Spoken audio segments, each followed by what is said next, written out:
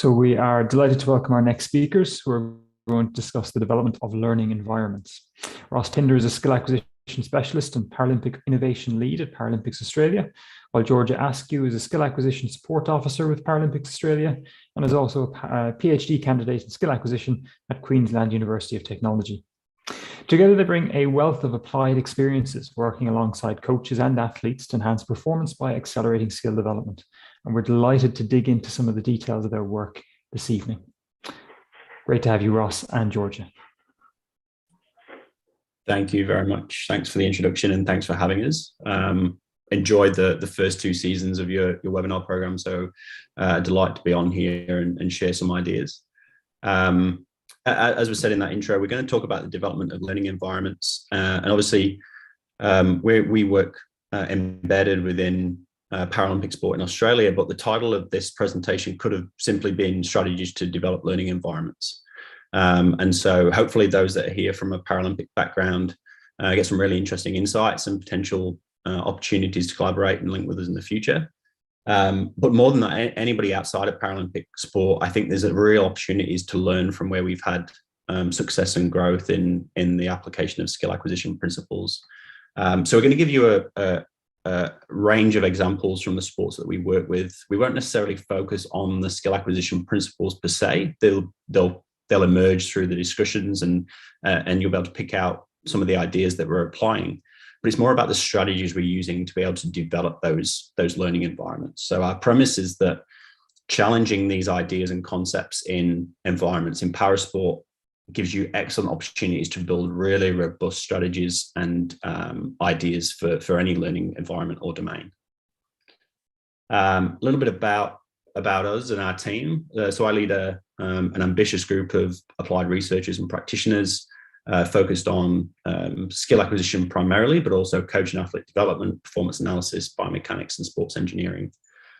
People might not know that we have the equivalent at the moment of 2.4 full-time skill acquisition specialists in our roles and PhD candidates.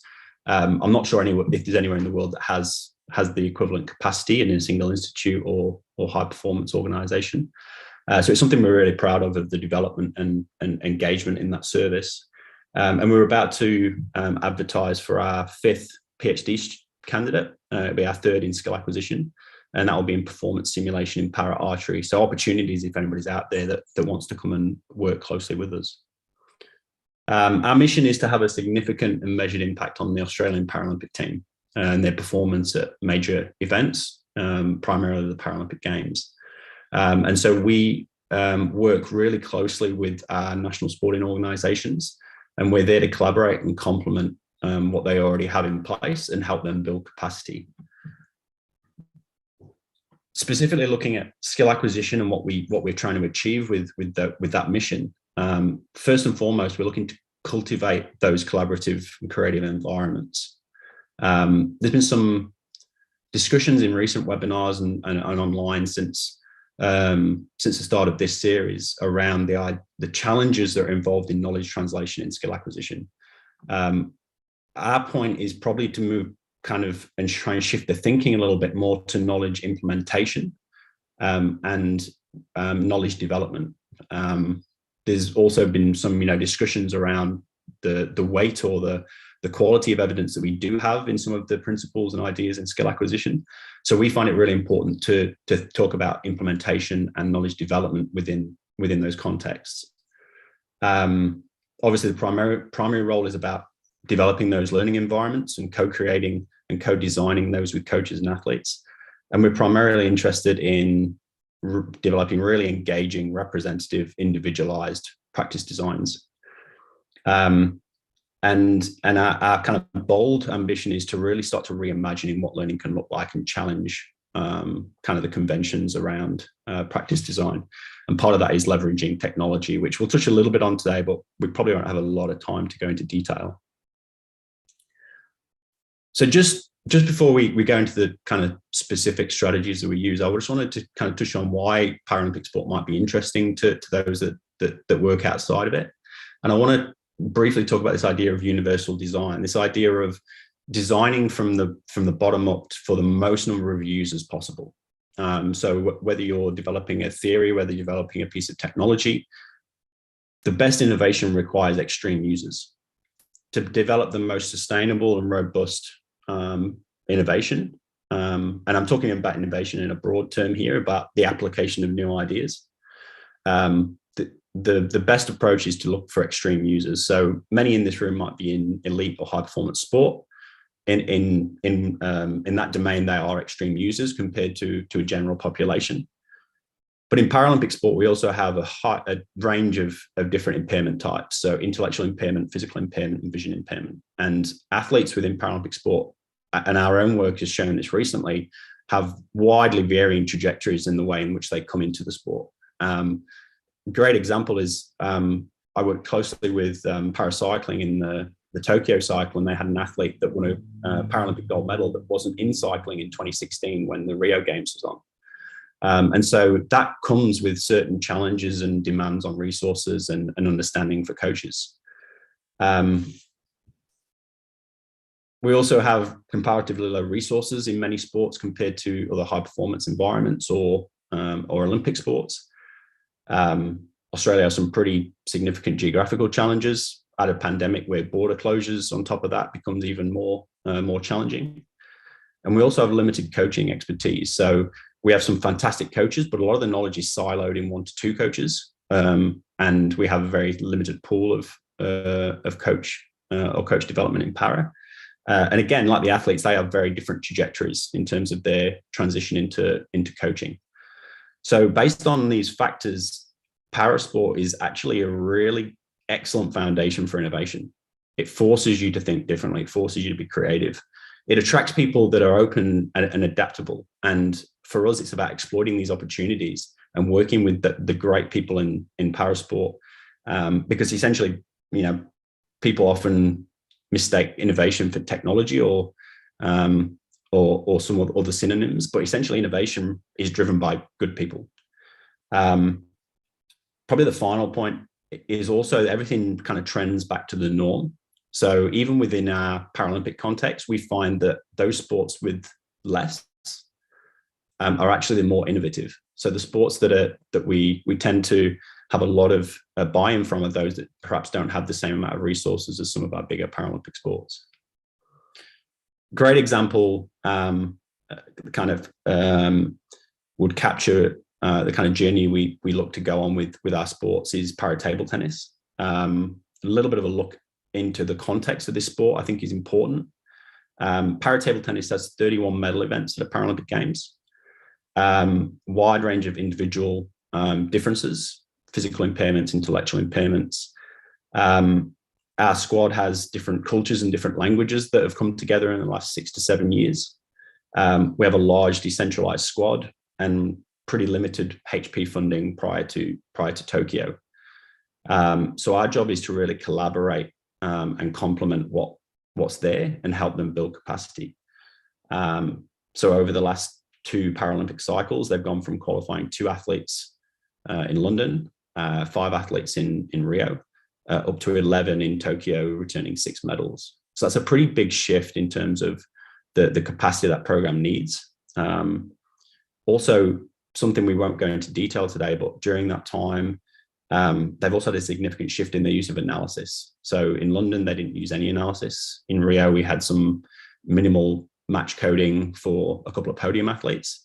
And by Tokyo, we've had advanced analysis ball by ball for all of our podium athletes, targeted playbooks and tactical plans for the key opponents. And we're closing in on some pretty big automated analysis software on the back of that development. So over that time, that's obviously been a huge shift in terms of the program direction and understanding and support that was needed. There's also been a shift in philosophy of training design. And so during the same period, and the coaches, acknowledge the coaches allowed me to share these reflections. The head coach has shifted his thinking in terms of what training can look like pretty dramatically since we started working with the program back in 2013, 2014. And for those that don't know, table tennis has quite a strong socio-cultural approach to training. There's very much an expectation of what training looks like based on some of the stronger Asian able-bodied countries. And so there is a heavy emphasis on technical components and repetition. And over this period of time, there's been a big shift in the focus of training to really start to embrace some of these more representative ideas. And these are the words of our coach. So some of you might see specific things coming through here from the skill acquisition domain, but you'll also see that it's very much in the coach's words. We're also working towards a real interdisciplinary approach, looking at areas where skill acquisition knowledge, coach knowledge, and performance analysis can be even more interlinked, almost moving towards a kind of transdisciplinary model. So what we're seeing across a range of sports, sports like para table tennis, para archery, para cycling, wheelchair tennis, wheelchair rugby, is a genuine opportunity to reimagine what practice can look like based on the challenges I face, but the opportunities that provides in parasport. And here's one reflection from one of our head coaches in terms of the journey that they've been on over the last few years. So how do we go about that? So this is where we start to talk about some of the strategies. The first one is about cultivating the environment. So some of the areas that you may have picked up on from the previous slides are non-linear approaches to learning, constraint-led approaches, use of variability, representative learning, focus of attention, all these factors that underpin the work we do.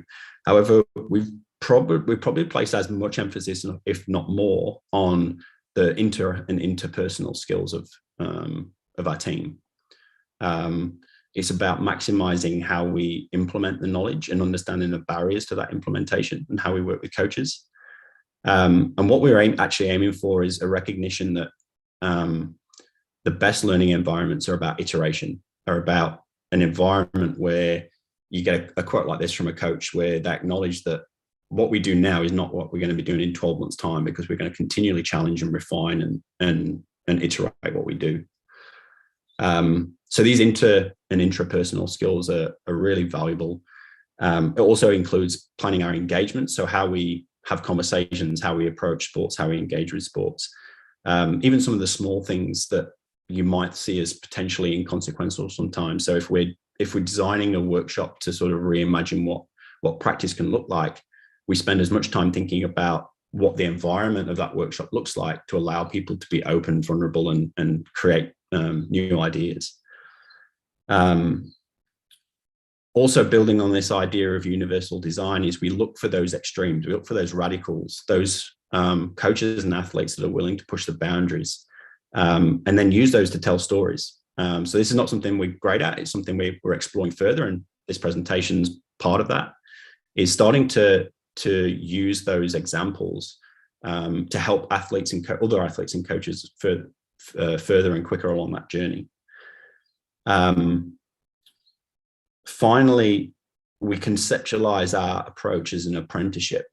There's some really interesting stuff. There's a reference there at the bottom for those that are interested. This concept of apprenticeships and how we show up and engage with sports is about developing knowledge within and about the sport, and us being upskilled by the coach and the people in that environment, as well as us going through the process of learning how we can have impact.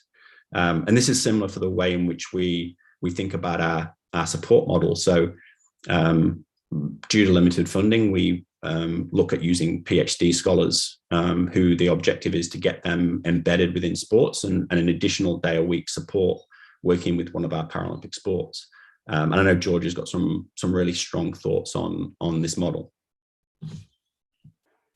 Yeah, absolutely. And it builds off this idea of using the radical examples and the storytelling within our Paralympic program to allow me as a practitioner to further develop my skills in the exact same way that you would like to approach working with a new coach or athlete. It's about embedding a new practitioner into the environment and almost taking the pressure off them by starting to cultivate these learning environments, it allows me to then explore my range of questioning, ask those kind of naive questions, and get a better understanding of what is going on in that context, but potentially in a way that lets me think maybe one or two steps ahead of where I would have to think when initially beginning work with a new program. So it's pushing my professional skills, but in a context that's quite safe and allowing for that kind of exploration to happen. It's a really nice example of when we talk about cultivating learning environments, it's about not forgetting that it's the environment for the practitioner, the coach, and the athlete. I think we focus a lot of these ideas and concepts on the athlete and forget that it's the same as what we're hoping to develop the coach and our practitioners. So strategy 2 is essentially what Georgia just introduced, this idea of embedding within the environment.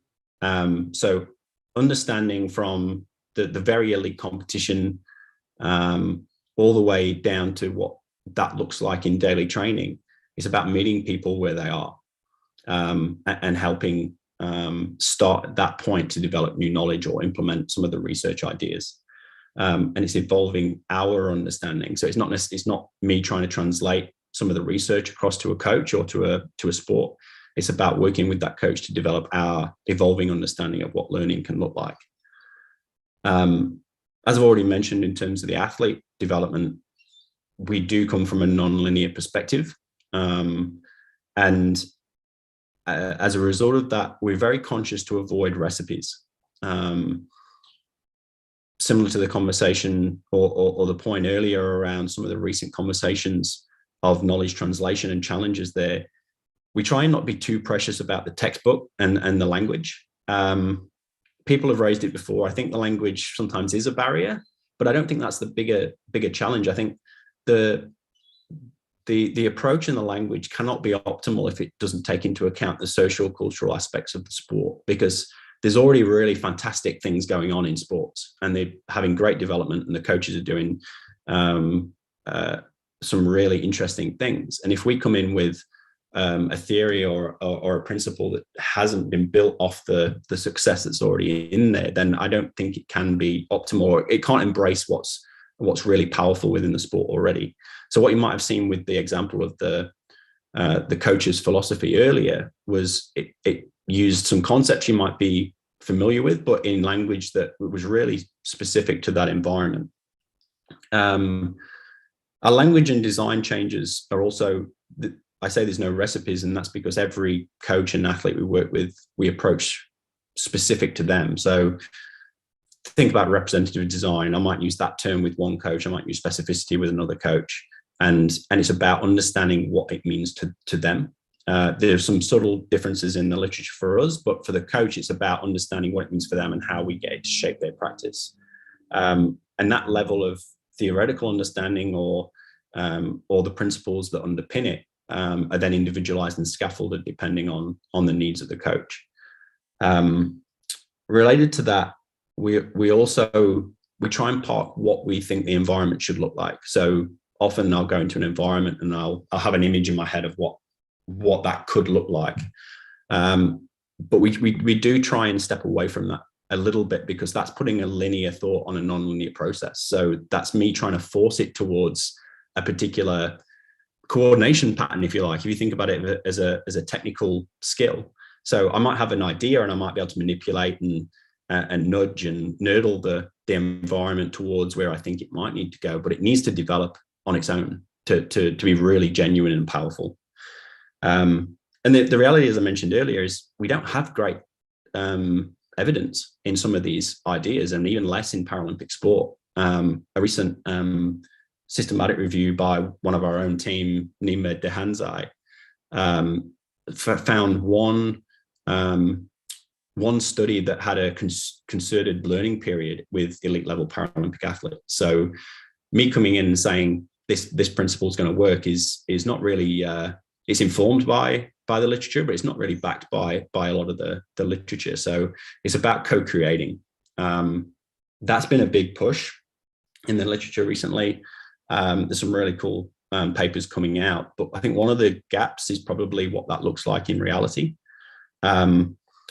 We do look to move our environments closer and closer towards co-creation with coach, athlete, and practitioner.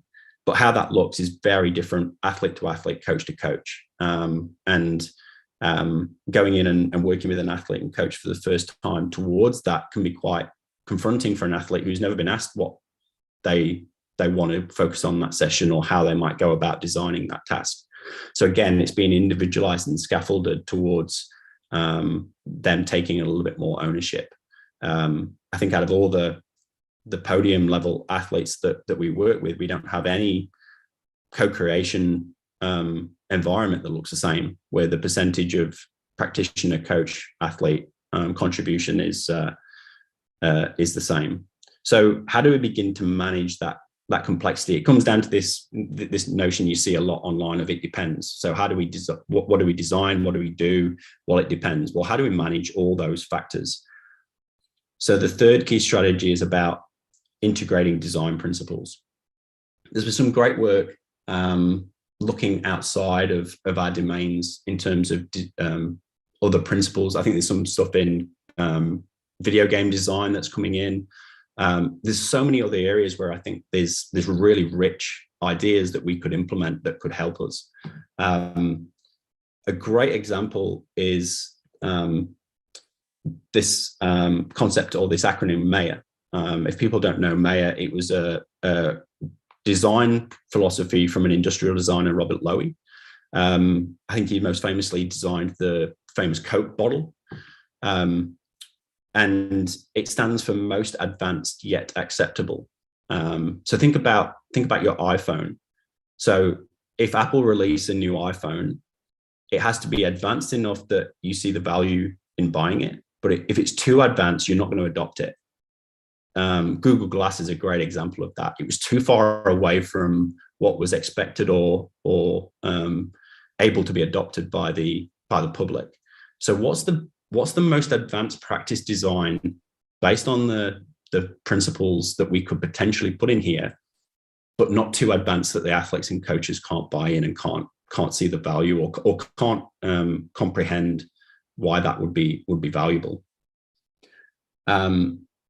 I think that a really nice example of this is looking at decision making and variability in table tennis. When I started working with the program, it was clear quite early that the biggest potential impact was adding in more decisions to training. They do tend to do a lot of prescribed drills where they know where the ball's going, and a lot of repetition. But working through that process is not as simple as going in and adding variability. You've got athletes who have maybe trained for 15, 20 years, have won multiple medals, have represented their countries, and they've had a lot of success training the way they train. So even going through that process with an athlete and starting to adding a little bit of decision making made them very, very uncomfortable. I'm not just talking about, it feels a bit ugly. It was truly uncomfortable for them in terms of it really started to question them. You're essentially taking somebody who's highly skilled in a sport and making them fail.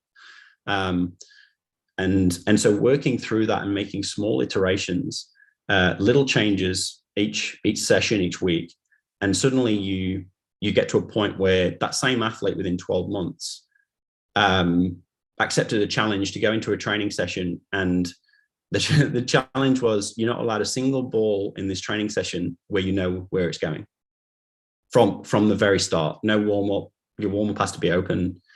And that was within 12 months, which is a huge shift after sort of 15 years of training in a specific way. And I think that quote really starts to capture just how much the athlete had shifted, and the fact that they could not see that would have been a chance 12 months before. Interestingly, this athlete actually then reflected that was a slow progress. And so probably something for us to revisit later in some of the question sessions. But I think how we go about that idea of the most acceptable next step and iteration is really important when we look to apply some of these ideas. Back to universal design as another design principle. Again, within our context, say within the same squad, we look for those extreme examples.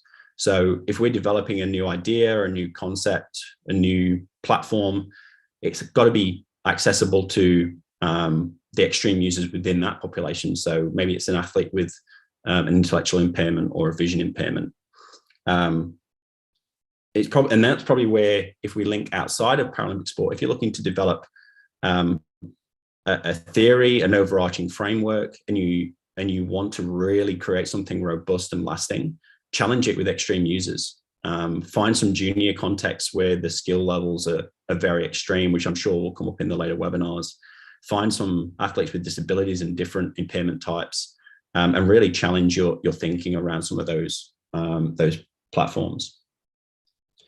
The final one is, which we've written a little bit about, is this idea of learning design thinking. We've outlined the concept very briefly in a few areas, but essentially we're looking at merging the ideas of a constraint-led approach with design thinking. So those that maybe haven't come across design thinking, I think most people have now in different workshops. Simple framework to problem solve. But it puts a real emphasis on this early phase of problem solving. So this empathy and definition stage. So we spend a lot of time in that area, and we look to adapt this in anything we do. So that's whether it's a single practice task, whether it's an intervention with an athlete, or whether it's a broader approach to working with the sport. Big complex model. I won't go into too much detail on this today, but I just want to draw your attention to the left-hand side. This idea of gaining knowledge about the environment and really defining the task first, I think, is important. So understanding the experiential knowledge in the environment from the coach, from the athlete, from others in that environment, using your own analysis and observation or available data, and then looking at the interacting constraints and how that might influence the practice design.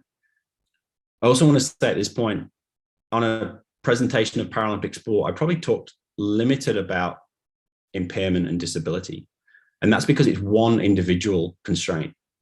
Working with able-bodied athletes, a rate limiter or an impairment could be considered flexibility. If that impacts the way in which you design your practice for learning, it's just an individual constraint. Of course, in Paralympic sport, a lot of those individual constraints are potentially more obvious. So I think Paralympic sport is a potential really good case study to emphasize some of these aspects of a constraint-led approach for skill acquisition.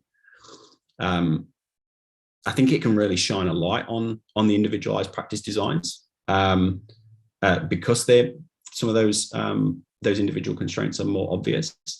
But it's exactly the same in any other domain. Working closely with skill specialists here in Australia, I think that's a nice example from some of the Olympic sport. But it's often a little easier to miss some of those individualized characteristics.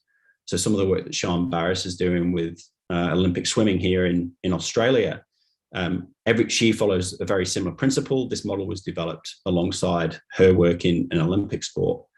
But her work with people like Carl Chalmers or Zach Stubblety-Cook, all of her practice designs are individualized specifically to them and the way they think, the way they see the world, and their specific rate limiters. And I think that's a really nice example of the power of a model that can transfer across so many different domains. Georgia, I know you've got some really strong thoughts on the role of learning design thinking as well. Yeah, absolutely. For me, this is where the greatest impact and improvement have come from both a professional development perspective and then also when working with coaches and athletes.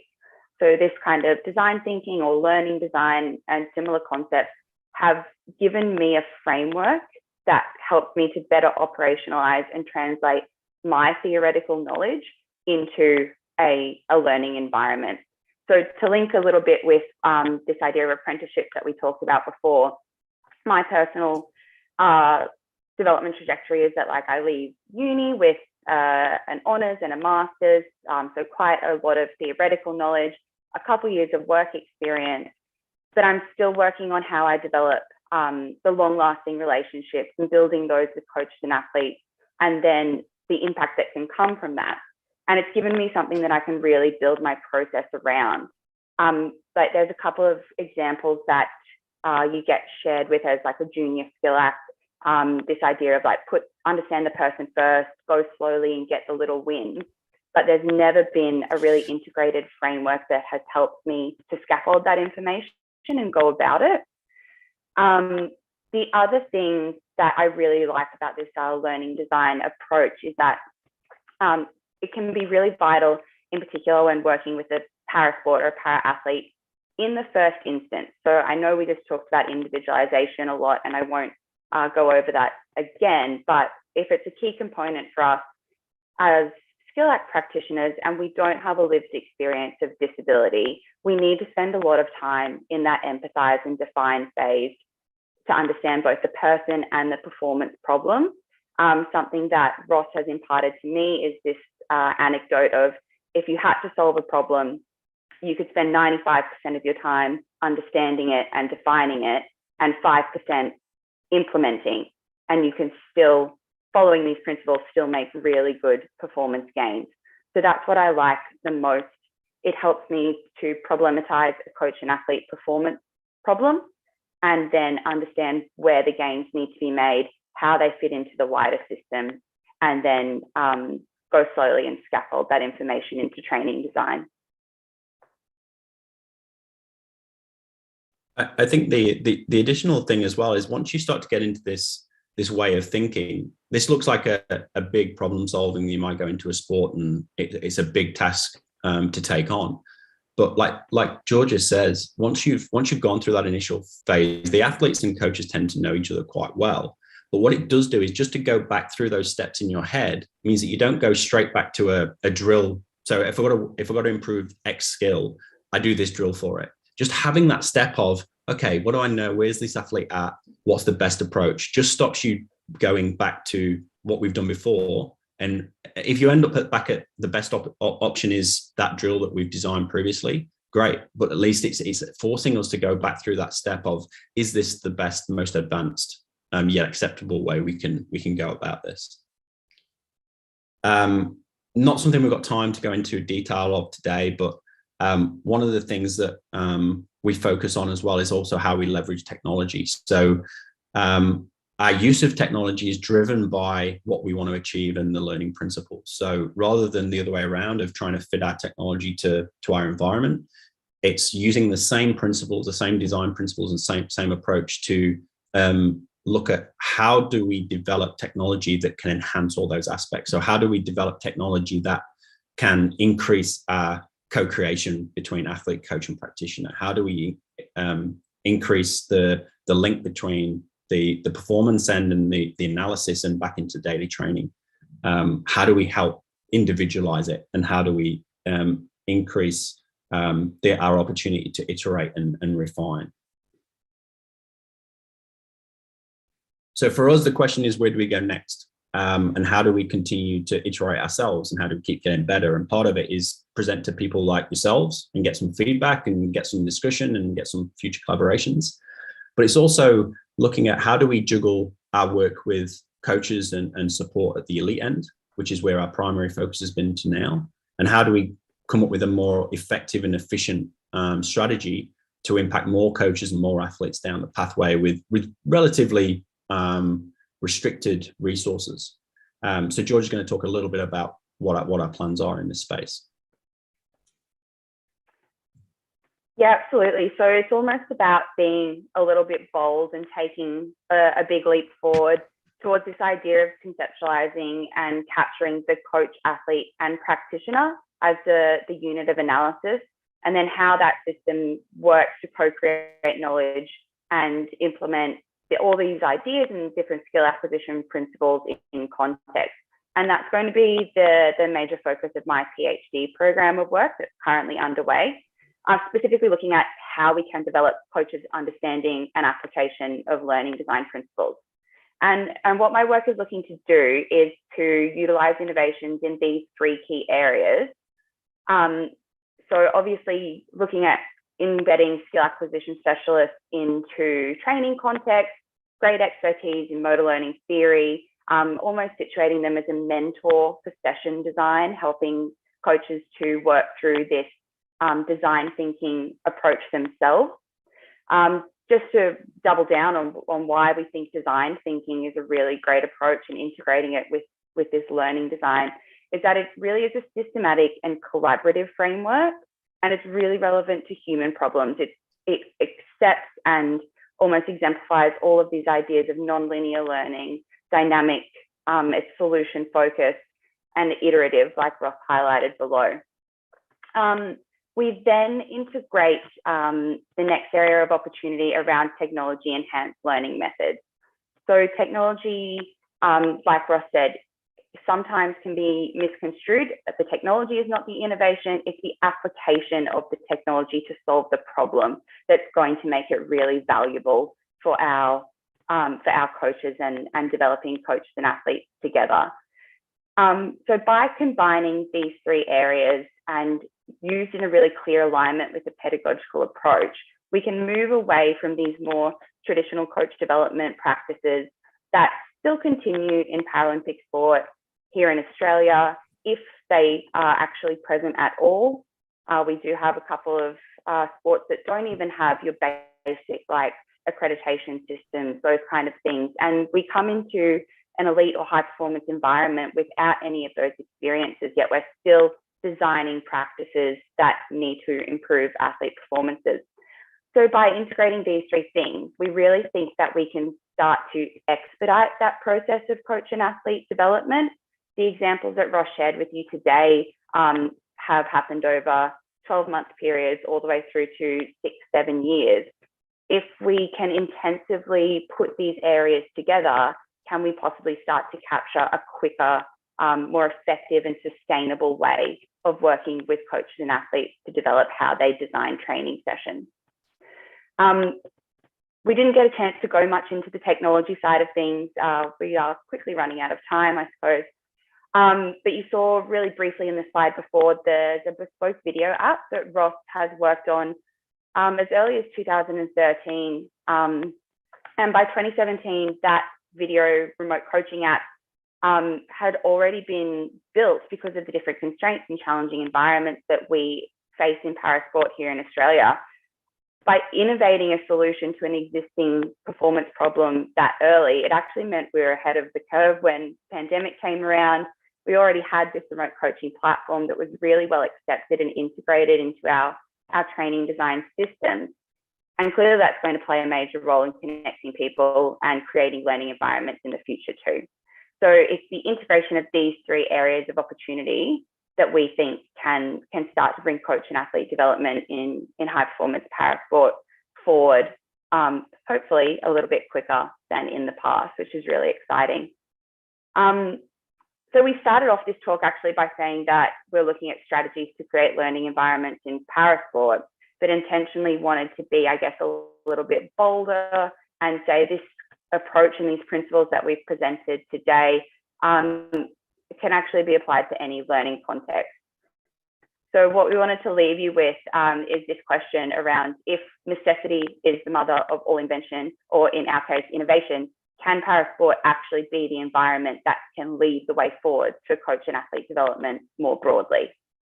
And hopefully we'll get some questions about that now. That's wonderful. Thank you very much. Huge amount of really nice examples and insight into what you're doing. Really lovely to see the coaches' perspectives and athletes' perspectives demonstrated through that as well.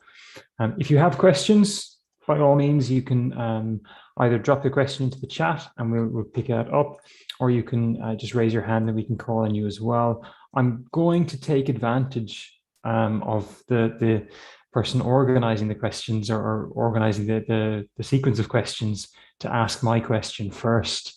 One of the things that was really prominent in our decision to invite you guys along was, things like the chapter that you've got published, was things like the numerous references that you've got illustrated all the way through the presentation, showing how you are documenting your practice. And I know most of the time we focus on lessons for coaches within this webinar series, but for me, this is really, really useful in terms of lessons for the applied practitioner. There's so much for the practitioner to get out of this. So I guess I'd be interested in your commenting on, the documenting what you do and writing up the research on what you do, which is, it's not your primary job. This is in addition to your job, but clearly it's something that you value. And I'd be interested in just your comments on the role that has, the importance of writing up within your role for your development as applied scientists. Yeah, it's a really interesting question. I hadn't overthought it, I think, in terms of the outputs. But for me, it absolutely is part of the job because it makes me a better practitioner. So in order to reflect, to put the research out and get feedback and develop in that way, I think is really important.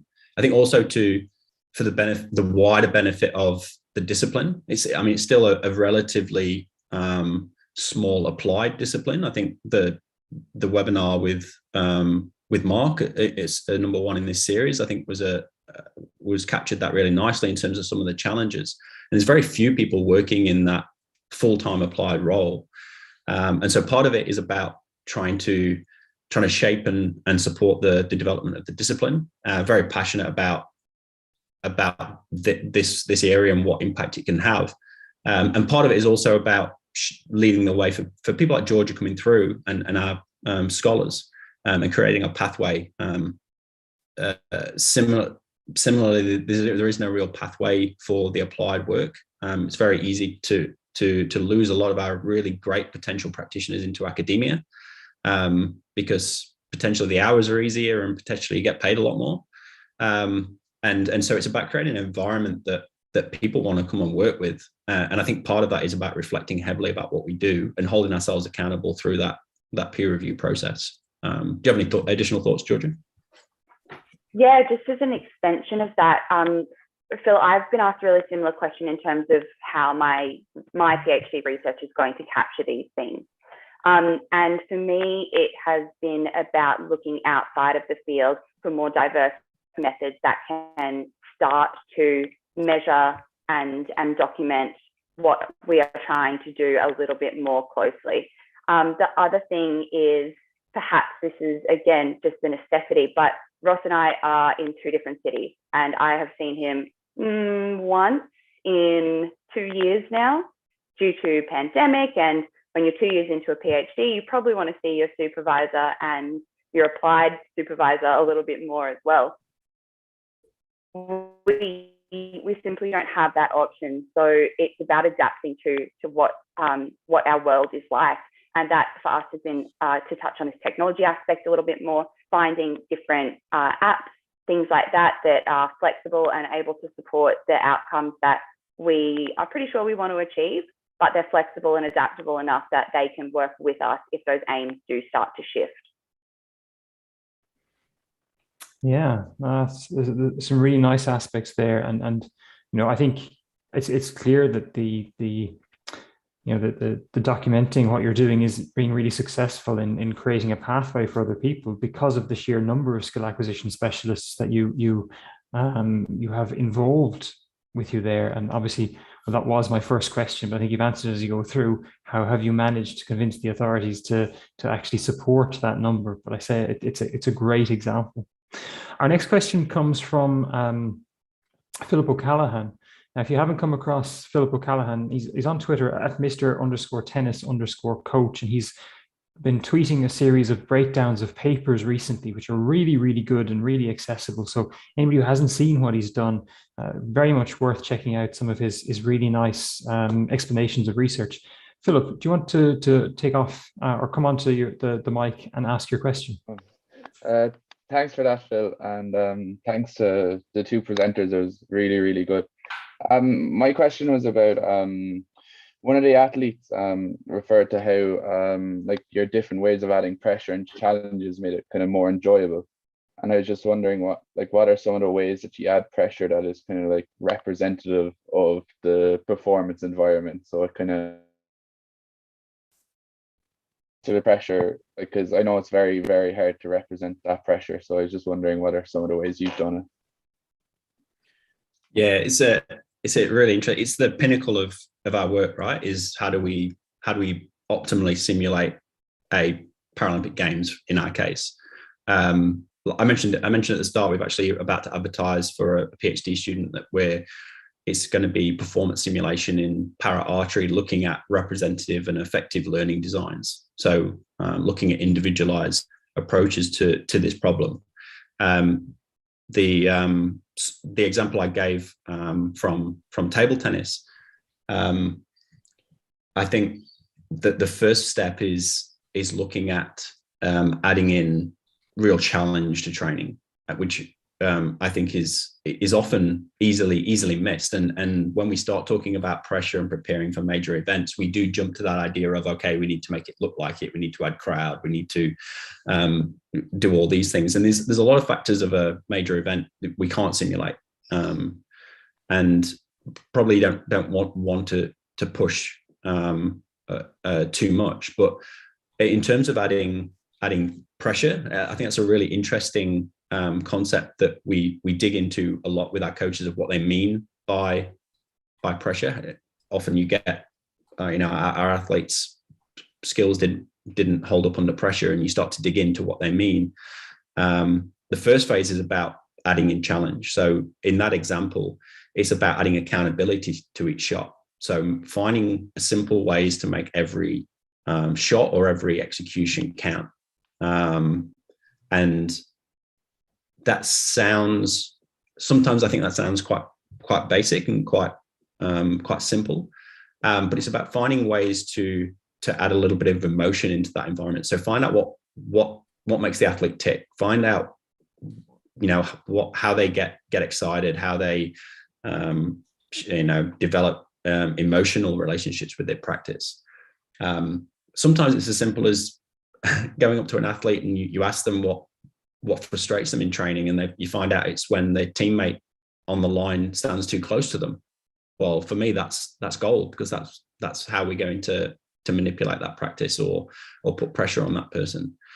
Sometimes it's as simple as learning about what they do outside of the sport. So that empathy piece of, actually, they really like video games. So how do we use concepts from that to give them challenge levels in training? So they have to hit a certain benchmark, and then it gets tougher, and then it gets tougher. So it's hard to, again, there's no recipes, but I think understanding how an athlete reacts emotionally and how you bring about that affect gives you a real platform to start to add in challenge into training. Thank you. So our next question, I'm going to pass over to Nasser Russell. So if you're ready to come on.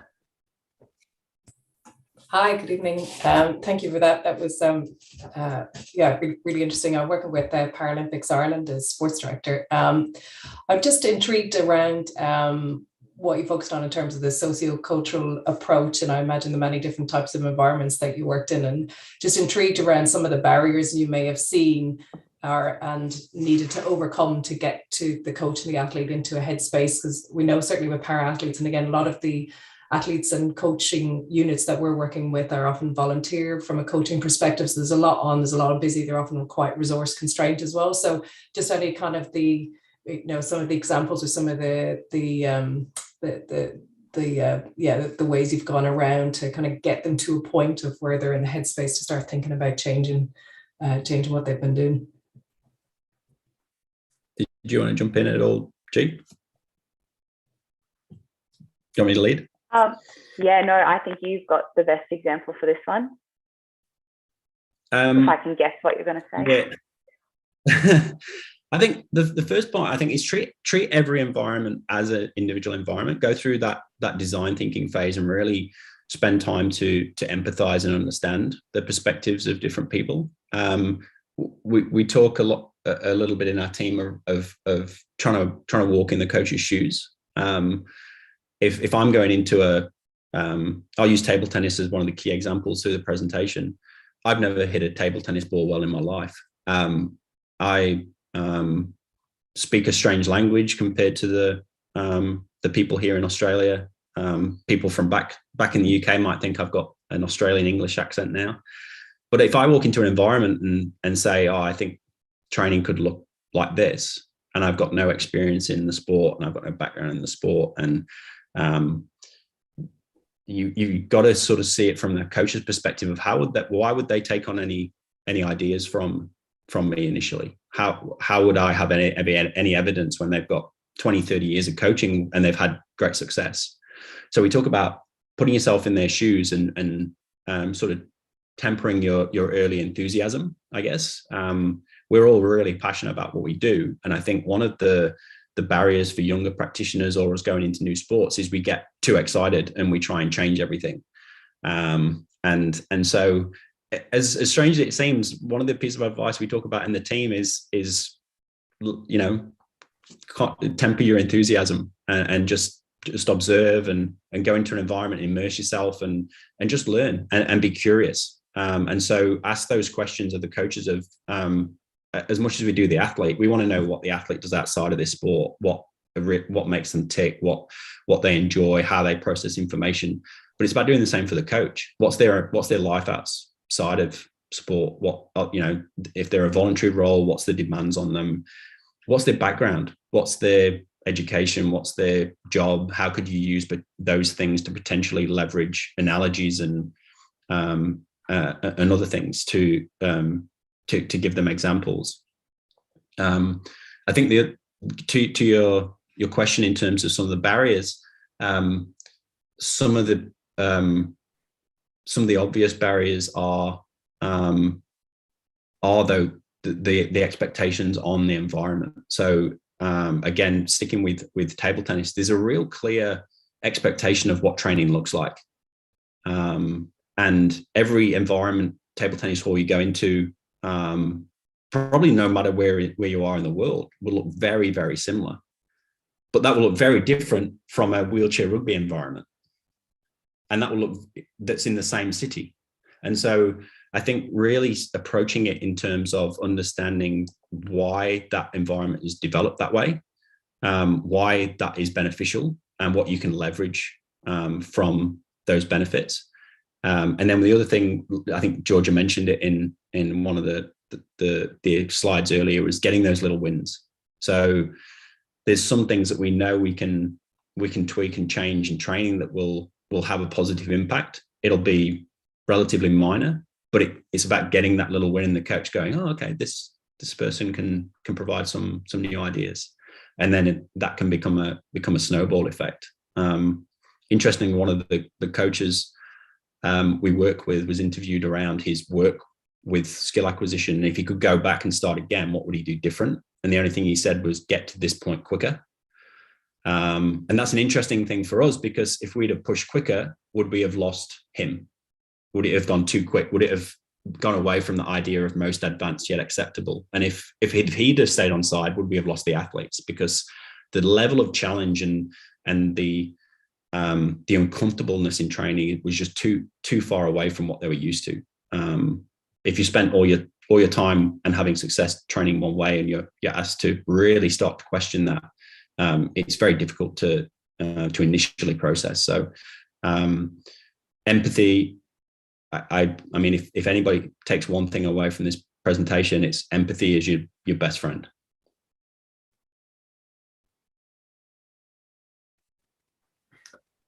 That's wonderful. Thanks, Nasser, for the question, and Georgia Ross for the really detailed answer there. I'm going to pass over to our next question from Marianne Davies. So some people might know Marianne from the UK Coaching Podcast. Again, a really excellent resource, loads of really useful topics for people interested in skill acquisition. Marianne, over to you. Hi, thank you very much so far, and lovely to hear you again, Georgia, and just remembering that lovely podcast we did last year on this subject. My question is really, it's sort of it's a bit open, I'm afraid. I'm just thinking about sort of how you've applied these principles to coach development. I mean, that's very much where my head is at the moment, and certainly thinking about how how to support coaches create those sort of representative learning environments for coaches, and to create those safe spaces. I think if I was to pick one thing that comes up regularly as being a barrier, it's that coaches not feeling that they can have a safe space to experiment and fail, because they feel they have a responsibility to the athlete. So there almost seems to be, there's these sort of like layers of feeling a level of responsibility and then not permission to learn, as it were, that they have to, have a recipe for their coaching. And there's all the cultural expectations. So I'd just be interested in your thoughts about whether or how you apply this to your coach development. I'll jump in. I'll pass to Georgia in terms of the more formalized coach development work and research we're going to do. But probably I love the point, and we've talked a lot about this recently. This idea of we spend all our time talking about athletes need this chance to make errors and grow and learn, but we don't necessarily have the same afforded to coaches in terms of being able to experiment and grow and fail. Interestingly, I'm conscious that this presentation was where we've had success. We haven't had success in all areas. We haven't had success with all sports or engagement from sports. And where we have had engagement is from those sports where they're probably lower funded, probably more towards the part-time voluntary coaches that are willing to adapt and change and be creative and try something new. And probably where we haven't had the same level of engagement is probably the same challenges on the Olympic or high performance side, where there's a bit more risk in the coach taking on new ideas in terms of their full-time roles or their established success in some high-profile sports. And so I think, again, going back to the previous question, understanding where that coach is at and their challenges individually is really important for us to understand, but also starting to look at strategies to allow coaches to come through the system in a different way. There's a big push for athletes who retire that go straight into coaching at a high performance level that don't necessarily get the opportunity to then try and get that diversity of experience at lower levels. And similarly in para, I mean, an example of, we've got a head coach that before a Paralympic Games was tapped on the shoulder to, rather than play, coach the team. And that was their transition into coaching the national team. And so that brings challenges and resource demands and really rapid upskilling requirements. And so it's a massive issue. So one of the things we're doing is, with Georgia's research, is looking at how we can support that from a design principle perspective. Yeah, hi, Marianne. Hi. Totally understand the question and where you come from. And I'll preface, I guess, my train of thought now by saying, first of all, my background is skill acquisition. It's not necessarily in that coach development space. So what we've been able to do is identify that we can start to fill an existing gap in that training design, session planning kind of knowledge that coaches have by taking the 3 area of opportunity approach that we presented on that last slide. The other part is that approach is just what we have found could be a solution at the moment based on what we currently know about our coaching cohort. It's not to say that it's going to replace all other things, and there's definitely different levels of efficacy between non-formal, informal, formal coach development. There's a whole wealth of literature out there around those things, but it's linking back to this idea of what innovation actually is, and it's about identifying and understanding what a current problem is and trying to bring together some more diverse ideas in order to help improve that problem. So it's very much of the moment. I don't think this is going to be I would hope actually that this is not the exact way that we're going to do it forever. I hope that it's going to evolve and we'll learn that it'll exist on many different timescales and be really different with each person. But I do believe quite strongly that putting someone in an embedded capacity like a skill acquisition practitioner or a coach developer into the training environment can help to, I guess, diversify that risk that you take by maybe doing something different and feeling like you're going to fail. I don't mind if someone looks at me like I'm the silly one in the training environment, and it kind of takes the pressure off the coach. And if that's the solution that works for that environment, cool, we'll go with that for now until we think of what the next problem is or define what that is and see where we can move forward and iterate from there. So I know it's not an exact answer, but it's trying to link back to how these design principles are guiding how we've come to this solution. And that is that it is going to help to fill a existing gap in coaches' knowledge, but is not meant to entirely replace any other of the development experiences that they can access across their coaching journey. I know what you mean in terms of that's not a really direct answer, Georgia, but I think the point we really want to make is about supporting the coach through that implementation. Say we take representative design to your question, Marianne.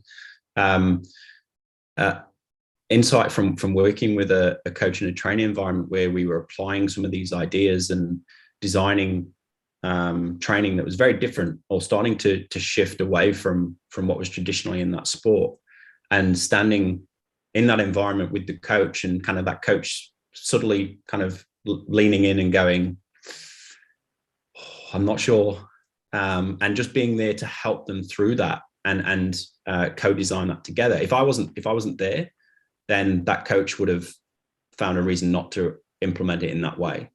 And so it seems like a simple answer, but it really is the crux of everything we do, is about the application of the principles in context.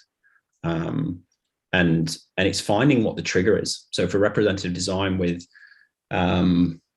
if I take table tennis as an example again, it was about finding the link between the analysis that we were developing and how we put that back into daily training environment. And then it was starting to talk about those concepts of, well, how do we then make sure that this is implemented more often in our training? And we're starting to develop skills that prepare us for those instances in match situations. So it's about finding the trigger for that coach to start to really layer in that design principle. Well, Ross and Georgia, I think just conscious of time, so I'm going to have to be the bad person that's going to bring this to a close. If people want to find out a little bit more or kind of contact you, are you guys on social media? Information was on the last slide. The probably easiest way is at Ross A. Pinder on Twitter, and just I can share my email through there. That's probably easiest. Okay, and Georgia? I am at Askew, Georgia. So first name is at the end. Okay, that's great. Ross, Georgia, thank you so much for your time, and which is much appreciated. Which thanks for getting up early. And yeah, some really nice stuff there to look at and reflect on. And certainly I'll be checking out the YouTube and looking at this again just to pick up some bits and pieces. Thanks to everybody else for joining in this stage in the evening. Just to give you a bit of a heads up, our next episode is on Monday, the 14th of March, and that's with Nick Levette and Jenny Coe from UK Coaching, and they're going to focus on skill acquisition within the coaching domain. So keep an eye on Twitter and for how to register and for information as to when that goes out. Well, that's it from us. Thanks again to Ross and Georgia, and I wish you a good evening and the rest of the week. Bye, everyone. Thanks, Ollie.